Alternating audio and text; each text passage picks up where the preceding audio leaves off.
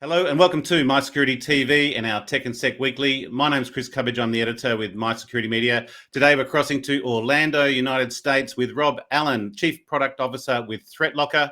Rob, thanks very much for joining us. No problem at all, Chris. You're very welcome. Great to be here. Wonderful.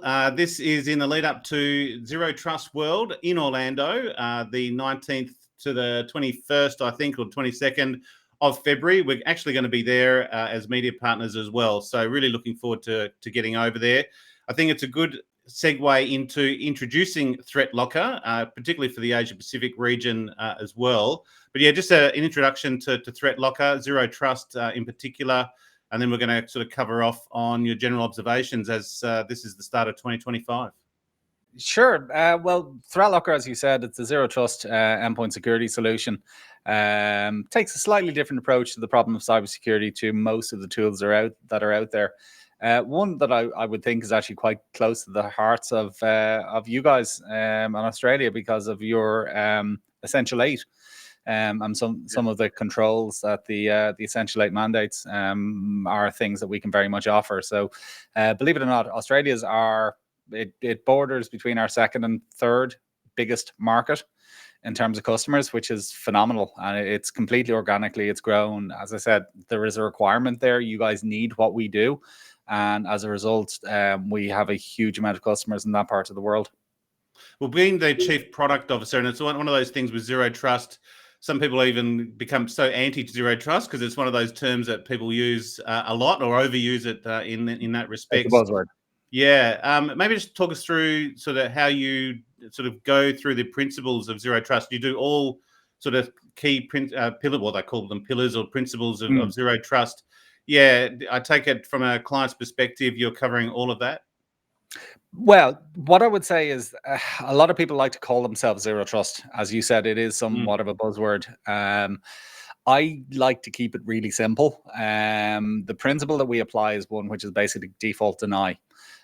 So if you think about most of your security tools, what they do is they allow everything to happen unless they know it to be bad. They allow everything to run unless it's known as malicious. They allow, everything to happen unless it's recognized as being bad. We take a slightly different approach, which is rather than let everything run and hope you find all the bad stuff, what we say is, no, we're going to block by default. We're going to deny by default.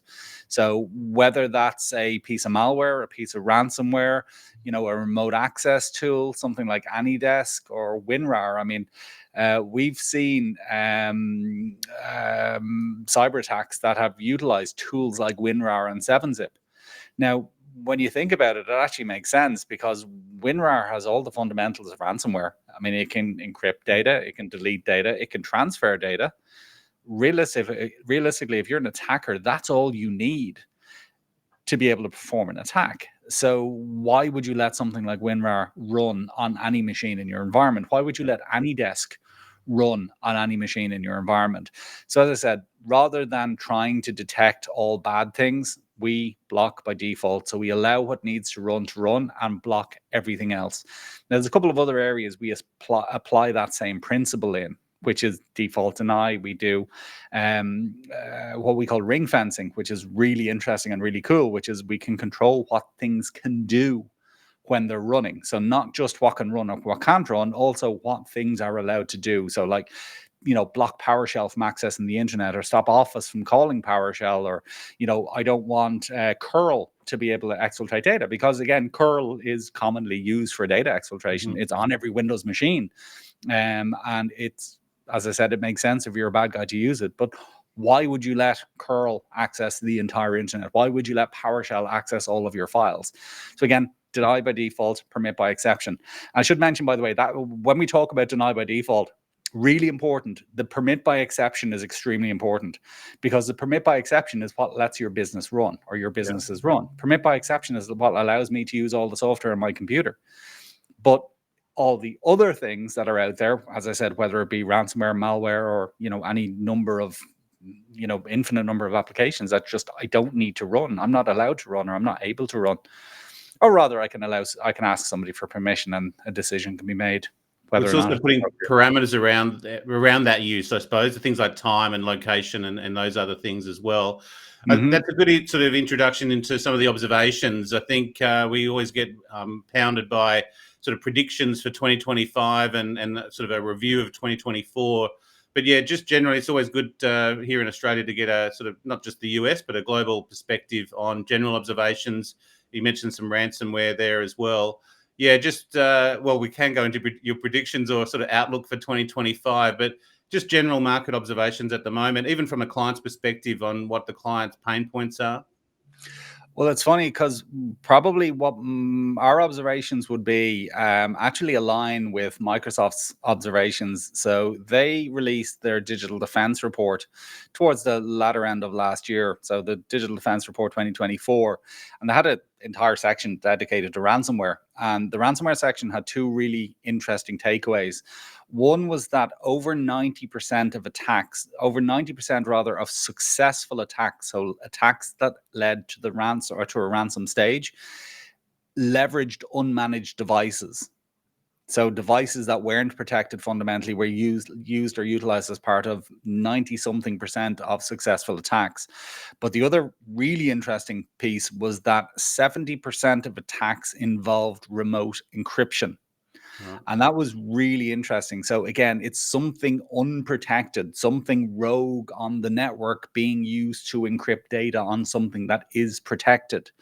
Now, back to sort of what we do, there is a solution to that. I mean, again, we've seen it. Not everybody uses all parts of our solution. Not everybody has, everything configured the way they should be. But there is a solution to that, which is to basically block network connections, network activity, or network connections from untrusted, unmanaged, unknown devices. I mean, it might be somebody spins up a VM, a bad guy gets into a network, he spins up a VM on a machine and is able to connect to other machines on that network. It might be, there's yesterday was what day? Wednesday? I don't know what day it is. Yes, yesterday was Wednesday, and there was a whole a slew of new vulnerabilities that were announced, CVEs, in one of the major firewall products. Yeah. And realistically, vulnerabilities in firewall products seem to come out pretty much on every day that ends in Y at the moment. I mean, there was the two vendors that I'm aware of in the last week had a slew of critical alerts, critical vulnerabilities. But again, even if they are exploited, even if somebody is able to get in through those VPNs, the fact is, if you can protect your network, your endpoints from those rogue connections, they're not going to be able to do any damage. So as I said, it's another part of what we do. It's the same principle. It's default deny, but it's what we call network control. So allowing you to only allow protected devices connect to other things on your network means all of those rogue devices can be out there. They can be on your network, but they're not going to be able to do any damage. They're not going to be able to encrypt data.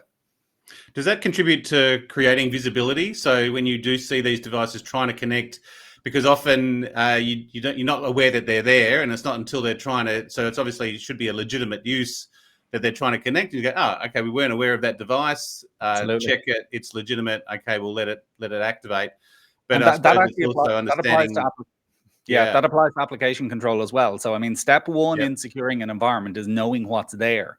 So it's logging what's running, it's logging what we can see, it's basically building a set of policies based on the evidence of what we can see. But the same applies to networking. So you need to see what's there before you can create policies to allow what is normal behavior, what is required behavior. But absolutely, if something else tries to connect, whether it be somebody missed a device when they were deploying the solution, or whether it be, as I said, an attacker or anything else on the network. I mean, one of my favorite is a terrible word to use in this particular circumstance, but one of my favorite cyber attacks over the last number of years was one. It wasn't the big one, but there was one on a casino in Vegas, and the source of the attack was a smart heater in a fish tank. Yeah. A smart heater in a fish tank was basically trying to connect, or was able to connect to people's servers. Now, why does a smart heater in a fish tank need to connect to a server? It just doesn't. I mean, all your computers do, but smart heater in a fish tank definitely doesn't. Just another interesting one, and it may lead us on to the conversation about Zero Trust World, but we had a number of pen testers at Zero Trust World last year, and I had the honor of speaking to a few of them for quite some time. And they said to me that their favorite thing to see on a network is a printer. because printers sit on networks for 5, 6, 7, sometimes 10 years, never patched, never updated. Yep. I mean, my background before I came to work for ThreatLocker, I worked for an IT company in Ireland, an MSP in Ireland. I mean, I don't think I ever saw a multi-function device that was installed on any of our customers' networks that didn't have the default username and password. It's always 1, 2, 3, 4, 5, 6, 7, 8, 7, 6, 5, 4, 3, 2, you know, Admin too. something like that. I mean, you want to know what the password for one of those devices is, just go onto Google and search for it. But those devices are always on really important parts of people's network. And as I said, if a pen tester likes to see something like that in the network, you can be guaranteed an attacker does as well. It's low-hanging fruit for sure. Look, and again, you reminded me we're here for Zero Trust World, because I was about to go into the product, but we're going to cover that obviously in a few weeks at Zero Trust World. But yeah, it's just some of the agenda and what we would expect to take away from there. And as you say, not just getting your client perspectives, but also getting the community's perspectives, particularly on things like pen testers and ethical hackers, or if you like, and generally what the activity is. Zero Trust World is basically, it's primarily a learning event. So it's about educating people as to what the dangers are that are out there, what the threats that are out there, some of the tactics, tools, techniques that the bad guys are using, and consequently how you can better protect your businesses against them. So if you know what the attacks look like, then as I said, you're going to be far better off and are in a much better position in terms of defending against them. There's a couple of different sides to it. So we kind of have we've got a very technical side.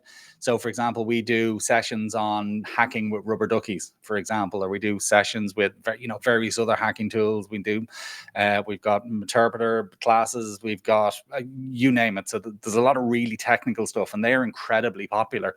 Those classes, I mean, people walk away with rubber duckies at the end of it. They get to keep them, and they're all very happy, but they've also learned something in programming them.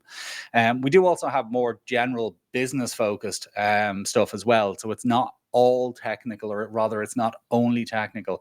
So whether it's a CEO of an organization or one of the support team, basically there's something for everybody. There's something for everyone. But apart from anything else, it's February in Florida. Now, whereabouts in Australia are you, by the way? Well, I'm in Sydney, but You're in Sydney. So it is also it's end of summer there. I get an extra day when I come over, and yes, it's summer. Gotcha. Okay. Well, I was going to say, for those of us who are in the northern hemisphere, basically it is pretty much in the middle of winter. It is really cold. Everybody is miserable in most places, like Ireland, for example, where I came from. They're all wet and cold. Rest of America at the moment is freezing cold. Florida in February is a fantastic place to be. It is the time to be in February. During the summer, it's really hot. You probably don't want to be here. This is the time to come to Orlando. So yeah. Well, I'm very pleased that we're coming. As we mentioned, Zero Trust World 2025, 19th and 21st of February, the Caribbean Royale in Orlando. And as you mentioned, there's a whole range of sessions, including hands-on hacking labs and the like. But I'm really looking forward to getting down there, Rob. We'll do an in-person interview naturally there and sort of deep dive a bit further into ThreatLocker as itself. Otherwise, that's ZTW25. And for ThreatLocker, that is ThreatLocker.com as well. But thank you very much for joining us today on MySecurityTV and our Tech and Sec Weekly. And we'll see you in a few short weeks. Absolutely, Chris. Looking forward to it. Thank you.